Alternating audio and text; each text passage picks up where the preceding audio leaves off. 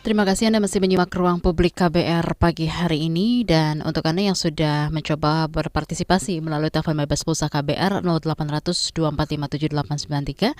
Selamat pagi Mbak Geno dan juga Mbak Nanda. Kita sapa terlebih dahulu ya penelpon yang sudah masuk dari Denpasar, Bali. Ada Pak Febri. Selamat pagi Pak Febri, silakan. Selamat pagi Bu, Ya, selamat pagi narasumber. Saya dapat berita ini siaran dari Radio Global FM Bali ya. ya silakan Baik, Pak Febri. aborsi wanita yang karena kekerasan seksual gitu topiknya. Ya, aborsi untuk korban kekerasan seksual. Aborsi untuk kekerasan seksual. Bu, saya mau bertanya Bu, aborsi apakah disahkan atau dilarang oleh negara gitu loh Bu? Itu yang pertama. Yang kedua, aborsi apakah itu sudah merasa berdosa atau tidak Bu? Karena begini, ketika orang itu hamil, ketika orang itu sudah mulai terbentuk janin dalam tubuh, baik itu dia hubungan secara resmi maupun secara tidak resmi, otomatis kan itu kan pembunuhan berencana terhadap janin itu Bu. Masukan saya, boleh nggak Bu, dibikin satu lembaga khusus atau wadah khusus Bu, untuk menampung bayi-bayi, janin-janin yang nanti suatu katakanlah, dia sudah hamil, terus tapi tidak ada yang bertanggung jawab. Biarkan dia hamil, biarkan dia hidup di dalam rahim ibunya itu Bu, sampai dia melahirkan itu. Yang terpenting ada yang lembaga untuk menampung anak-anak seperti ini gitu Bu. Kalau saya pikir begini Bu, yang melakukan hubungan seksual itu karena kekerasan seksual, mungkin karena tidak siap kan. Karena tidak siap, artinya dipaksakan untuk melakukan hubungan seksual, sementara yang tidak menggunakan pengaman katakanlah. Akhirnya terjadilah kehamilan pada perempuan itu. Ya. Kemudian perempuan itu juga tidak bisa berpikir panjang, daripada saya jaga ini janin ini, nanti mempermalukan diri saya sendiri dengan masyarakat atau dengan keluarga. Oleh karena itu saya harus aborsi gitu kan. Oke, baik. Terus apakah pihak dokter yang mengaborsi, apakah pantas gitu loh untuk melakukan hal ini gitu loh Bu? Karena bagaimanapun juga dia menyelamatkan orang yang bersalah maupun orang yang berusaha dan tidak berusaha. Ini kan janin Bu, dia mau hidup tiba-tiba dimatikan seperti itu aja. Baik Pak Febri, kita sudah dapat poinnya. Terima kasih sudah mendengarkan melalui Global FM Bali ya. Untuk Pak Febri atas pertanyaannya di 0800 2457 893. Baik, dari Mbak Geno terlebih dahulu bisa ditanggapi atas yang ditanyakan oleh Pak Febri. Silakan. Ya, baik. Terima kasih Pak Febri pertanyaannya. Untuk yang pertama mungkin ya, saya mau menjawab apakah itu dipidana oleh negara, aborsi, untuk korban kekerasan seksual, dan juga untuk perempuan yang memiliki indikasi kedaruratan medis, negara sampai usia, untuk korban kekerasan seksual ya, yang pertama, sampai dengan usia kehamilan 14 minggu, untuk sekarang masih di dalam usia 6 minggu, namun di tahun 2026 akan usianya 14 minggu, itu tidak dipidana. Ada pengecualian untuk aborsi korban kekerasan seksual. Namun untuk indikasi kedaruratan medis, selama itu disebutkan sebagai indikasi kedaruratan medis, itu ada ruang untuk melakukan aborsi yang aman. Begitu. Itu untuk apakah negara mengkriminalisasi ya. Baik, dari Ibu Nanda, silakan Ibu Nanda. Ya, saya mohon maaf sebenarnya kurang mendengar tadi ya disampaikan Pak Fedik. Tapi kalau soal pertanyaannya mempidana tadi, saya menambahkan saja dari Geno juga bahwa kehamilan itu ada resikonya ya.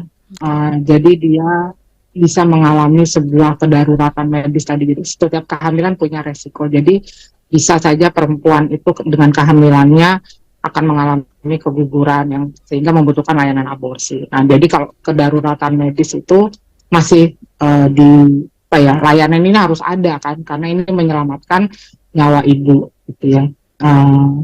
Itu penjelasannya mengapa ini harus ada, gitu. Tapi kalau korban kekerasan seksual tadi yang disampaikan oleh Gino bahwa di dalam Undang-Undang Kesehatan yang baru dan juga yang lama dan KUHP ini kan mengatur ya, membolehkan pengecualian tadi bagi korban kekerasan seksual.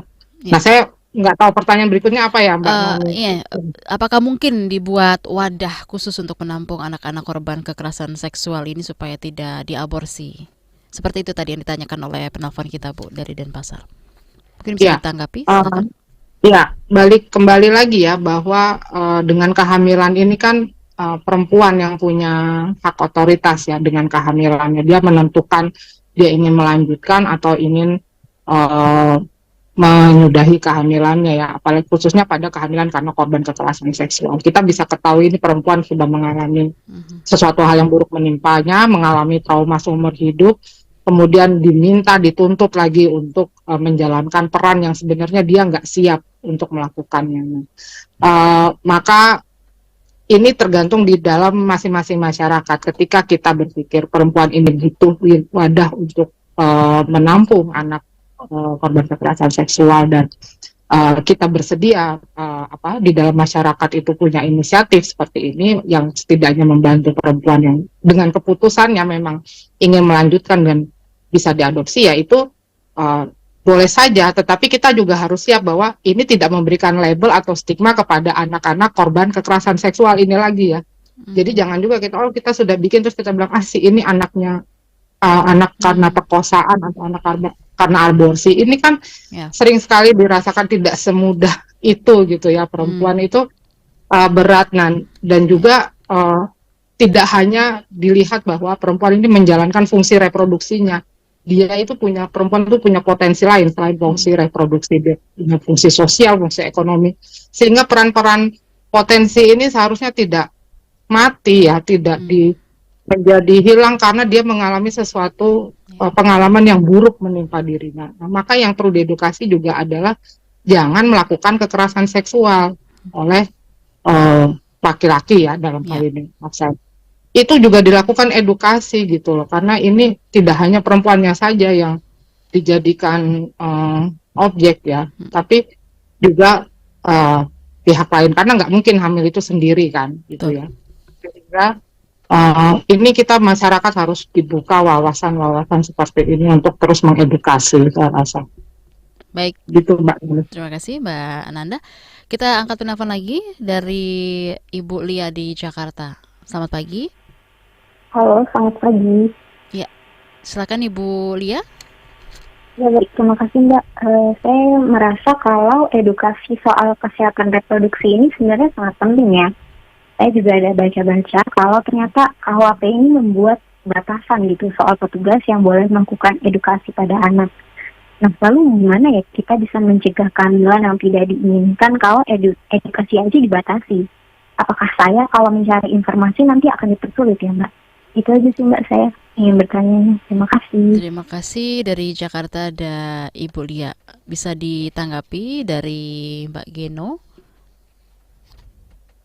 Terima kasih Bu Lia pertanyaannya.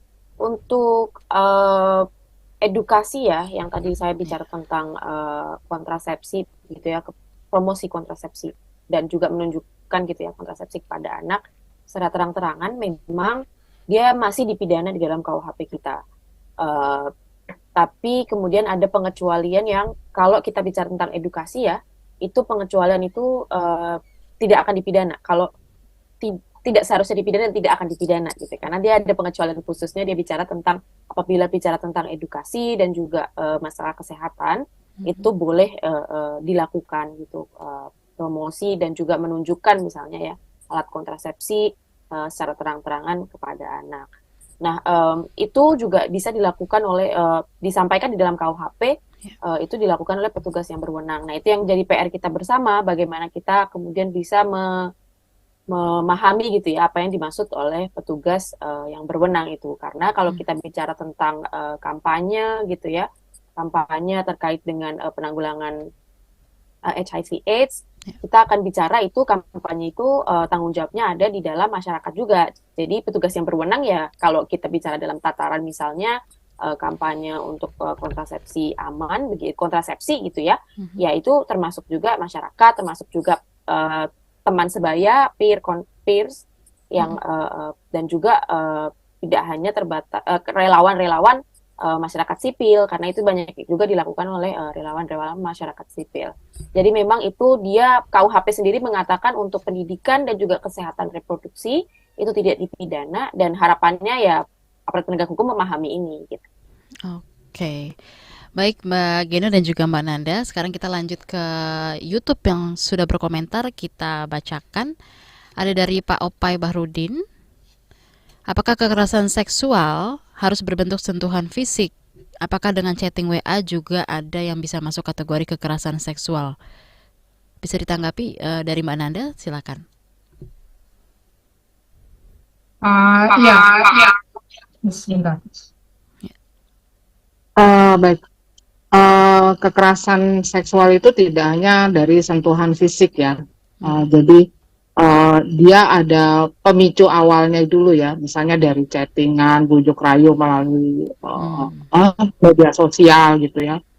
Itu juga, atau kita sekarang mengenal kekerasan berbasis gender online, itu juga terjadi asal muasalnya pemicunya itu dari sana ya bentuknya. Dan kemudian nanti ujungnya itu ya terjadi pemaksaan hubungan seksual yang tidak dikehendaki oleh salah satu pihak ya, misalnya dalam hal ini perempuan.